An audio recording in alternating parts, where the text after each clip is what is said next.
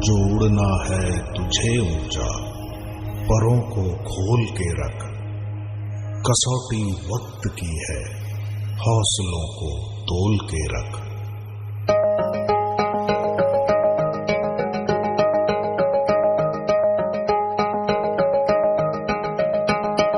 अभी आगाज है तेरा बहुत कुछ। एक तो फिर ये टीवी हो गया, उसके बाद आपके लाइफ में एक टाइम मैनेजमेंट का प्लान करें। अरफा ने अभी आपको बताया कि लाइफ में टाइम मैनेजमेंट होना बहुत ज़रूरी है, लाइफ में टाइम टेबल बनाना बहुत ज़रूरी है। आप टाइम टेबल बनाएंगे, उसमें से अगर 50% भी अप्लाई करेंगे अपनी लाइफ में तो यकीनन बहुत ज़्यादा फ़ायदा होगा आपको। होता है कई बार ऐसा होता है कि 6 महीने बाद हमारे टर्म एग्ज़ाम्स है, 6 महीने हैं, बहुत टाइम है, इजी है, सब कुछ हो जाएगा। 6 के 4 महीने हो गए, still we don't know anything. उसके बाद 2 महीने बचे, अब भी हमने कुछ नहीं पढ़े। 2 महीने के 2 हफ्ते बचे, ठीक है, थोड़ा टेंशन हुआ हमको, हमने बुक्स लेकर बैठे लेकिन कुछ समझ में नहीं आ रहा, चलो ठीक है 14 दिन तो है, 15 दिन तो है, इंशाल्लाह देख लेंगे। 2 दिन बचे हैं, अब हमको कुछ नहीं आता है, एग्ज़ाम सर पर हैं, इवेंचुअली क्या होता है, या तो पासिंग मार्क्स आ जाते हैं या फिर फेल हो जाते हैं। क्यों?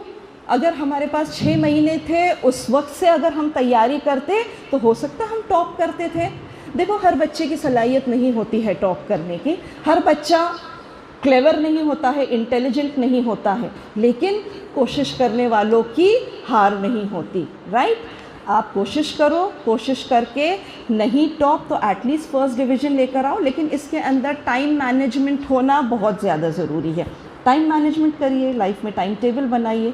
नेक्स्ट, अब आपके पास फ्रेंड्स हैं, फ्रेंड्स का स्मार्टली चूज़ करना बेइंतहा इम्पॉर्टेंट है।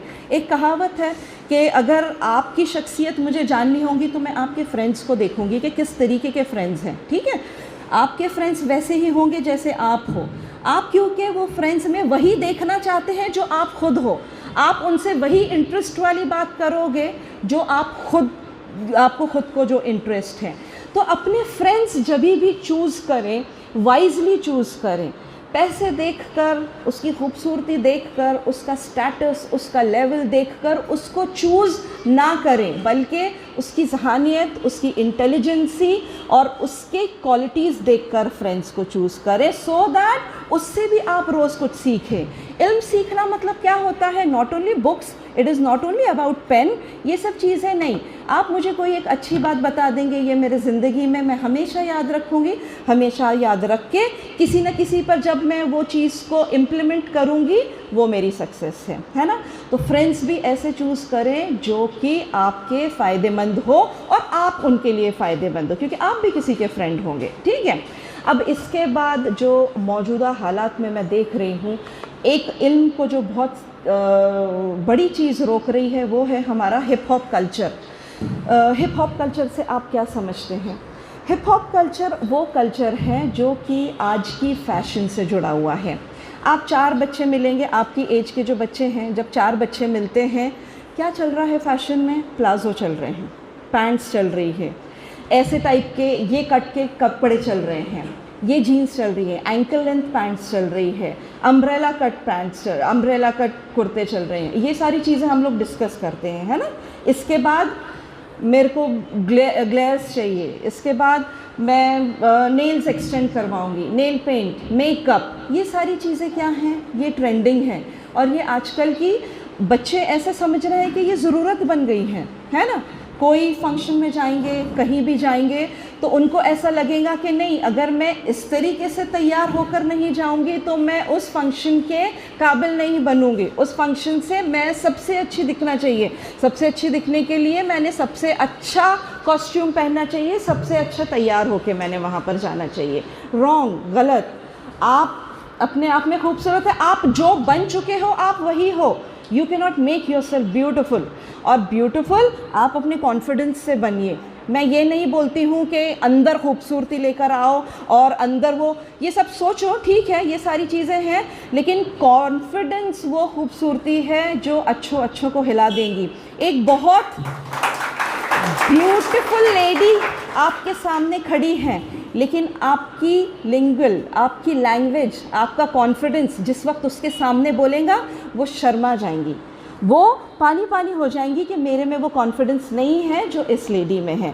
अपने अंदर सिर्फ और सिर्फ कॉन्फिडेंस डेवलप करिए, जो कि मुझे लगता है ये उम्मीद फाउंडेशन बहुत बखूबी निभा रहे हैं कि बच्चों को जो स्टेज फियर है, ये स्टेज फियर ये दूर कर रहे हैं।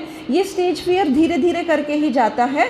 मैं तो ये बच्ची को भी बहुत मैं तारीफ़ करूँगी। मैंने सुनी कि ये बच्ची हर हफ्ते आती है और हर हफ्ते अपने खुद से कहती है कि मुझे स्टेज फेस करना है, and she already do this very good. मैं सराहूँगी इस चीज़ को और मैं आप सबको भी एनकरेज करूँगी कि आप लोग इस तरीके की चीज़ें करें।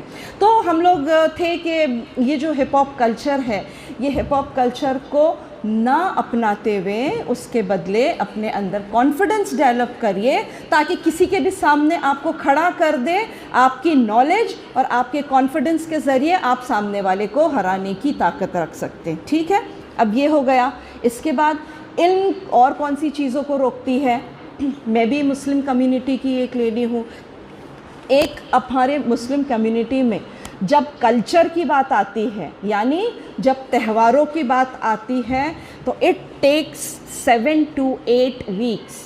हमारे यहाँ कोई भी त्यौहार आएगा, या फॉर एग्ज़ाम्पल एक शादी आएंगी, ठीक है, शादी की तारीखें हो गई, तय कर दिए शादी की तारीखें, चलो अब बॉम्बे जा रहे शॉपिंग पे, दिल्ली जा रहे शॉपिंग पे, कहाँ कहाँ शॉपिंग पे जा रहे हैं। क्या हो रहा है? स्कूल मिस हो रही है। क्या हो रहा है? स्टडीज़ अफेक्ट कर रही हैं, लेकिन हम जाएंगे क्योंकि शादी है।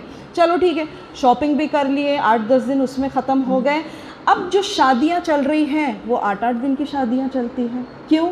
मायू, मेहंदी, हल्दी, और उसके बाद फिर उसमें अकीका, फिर उसमें खैर निकाह और वलीमा तो सुन्नत है, ये तो होना ज़रूरी है। वो भी बहुत सादगी से हमको हुक्म दिया गया है कि वो भी बहुत सादगी से करना चाहिए, लेकिन हमारे वहाँ क्या होता है, बहुत धूमधाम से, बहुत धूमधाम से, और सुबह खाने, शाम में खाने, ये वाला फंक्शन, वो वाला फंक्शन, 8 दिन तक वो फंक्शन चलते हैं। उसकी वजह से क्या होता है, फिर 8 दिन की स्कूल गई, उसके बाद 8 दिन की थकान निकालने के लिए और 8 दिन लग गए। तो फिर वो जब तक हम हमारे रियल स्टेट में आते हैं, ऑलरेडी हमने 2-3 महीने ख़राब कर चुके होते हैं। क्या हो रहा है इसके पीछे? इसके पीछे यही हो रहा है कि आपकी स्टडीज़, एजुकेशन, ये मत समझिए कि जाएंगे, बुक्स ले लेंगे, नोट्स कंप्लीट कर लेंगे, या किसी बच्चे से पूछ लेंगे कि क्या क्या पढ़ा है वो बता दो। नहीं, ऐसा नहीं होता है। ये जो 1 घंटे के लेक्चर्स आपके स्कूल में होते हैं, ये वाकई में मायने रखते हैं। मैं एक टीचर भी हूँ, एक प्रोफेसर भी हूँ। मैं क्या क्या मेहनत करके जाती हूँ, मैं कौन कौन सी बुक्स रेफ़र करती हूँ, मैं क्या क्या नॉलेज आपको देना चाहती हूँ, ये मैं जानती हूँ। मुझे पता है कि मैं ये सोचती हूँ कि मैं आपको क्या क्या नहीं बता दूँ। हमारे एंड पर आकर देखिए कि हम कितनी मेहनत कर रहे हैं आपके लिए, और आप सिर्फ नहीं आके हमारी मेहनत को ज़ाया कर दे रहे हैं। आप सिर्फ ये सोच रहे हैं कि आज दिल नहीं हो रहा है, हम नहीं चाहते, है ना। हमारी मेहनत, वो जो मैंने 10 बुक्स रेफ़र करी, वो किसके लिए? मुझे तो पता है, आज आप मेरा एग्ज़ाम लेंगे, मुझे तो सब पता है, लेकिन मैंने मेहनत आपके लिए कर आई। तो हमारी मेहनत को, उसको भी कामयाब करें, आप भी अचीव करें, सो दैट आप ये किसी दूसरे को देने के काबिल बने। ये हो गया। इसके बाद जो एक last but not the least, एक सबसे बड़ा जो आपके इल्म में एक जो रुकावट है, जो एक रोड़ा है, वो है अफेयर्स। बच्चों में बहुत बहुत ज़्यादा रिक्वेस्ट करके मैं आपको बोल रही हूँ, आप लोगों की बहुत यंग एज है, और ये यंग एज में बहुत सारे चेंजेस आते हैं बॉडी में, और उसमें जो सबसे बड़ा चेंज है वो है किसी के तरफ अट्रैक्ट होना। आप लोग भी इंसान हैं, होगा आपके साथ भी ये फैक्ट है, लेकिन इसके लिए बहुत ज़्यादा सब्र और बहुत ज़्यादा अपने आप को रोकने की ज़रूरत है। अफेयर्स हम सब जानते हैं कि अफेयर्स क्या होते हैं, लड़कों को लड़कियों से, लड़कियों को लड़कों से। ये जो अफेयर्स हैं, बड़े बड़े लोग बर्बाद हो गए हैं इसके पीछे, बड़े बड़े घर बर्बाद हो गए हैं इसके पीछे, बड़ी बड़ी पोस्टें बर्बाद हो गई है इसके पीछे। नहीं करना है हमने ये। आपके माँ बाप बहुत ही ज़्यादा मेहनत करके आपको किसी मकाम पर देखना चाहते हैं। उनको नहीं पता है आप वहाँ जाकर क्या कर रहे हो। मुझे लगता है ये टॉपिक के बारे में शायद ज़्यादा कोई आपसे डिस्कस ना करे, लेकिन मैं करना चाहती हूँ क्योंकि ये मौजूदा हालात में मैं ये चीज़ बहुत ज़्यादा देख रही हूँ। ये जो अफेयर्स हैं, ये जो यानी अफेयर के नाम पे ये जो ट्रेंड चल रहा है आजकल, तो फैशन हो गया है। गर्लफ्रेंड नहीं है, ओ शिट, बॉयफ्रेंड नहीं है, नो कूल, नथिंग। मतलब इसके अंदर ये है कि ये तो फैशन है, ये ज़रूरी हो गया है आजकल। और ये जो आपकी एज का जो यहाँ पर इसमें तकाज़ा है, इसके अंदर नो डाउट चेंजेस आते हैं। मैं बहुत रिक्वेस्ट करूँगी कि ये प्यार मोहब्बत ये सब बेकार की चीज़ें हैं, कोई फ़ायदा नहीं है, सिर्फ़ और सिर्फ बर्बादी है इसमें।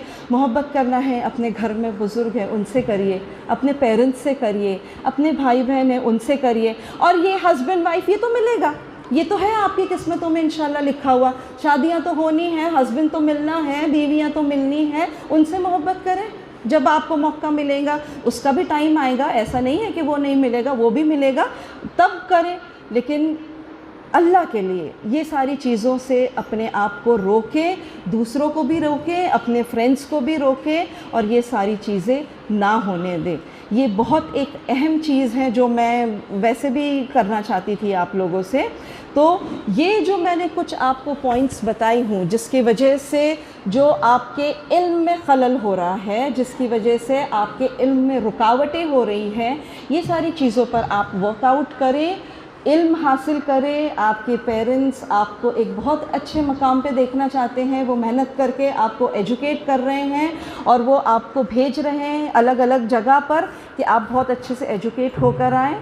अल्लाह ताला आपको बहुत ज़्यादा कामयाबी दे, आपकी किस्मतें अच्छी करे, आपके ज़रिए हमारे माशरे में और हमारी इंसानियत में मज़ीद फ़ायदे हों। इसी के साथ मैं बस आपका शुक्रिया अदा करना चाहती हूँ। थैंक यू सो मच कि आप लोगों ने मुझे बोलने का भी मौका दिया और मैं आप लोगों के बीच आ सकी। कभी ऐसा कुछ और रहा तो मैं इंशाल्लाह फिर आऊँगी और फिर आकर मैं आपको ज़रूर किसी न किसी टॉपिक पे और बात करूँगी। तो बहुत जज़ाकल्लाह, अल्लाह आपको सबको कामयाब करे।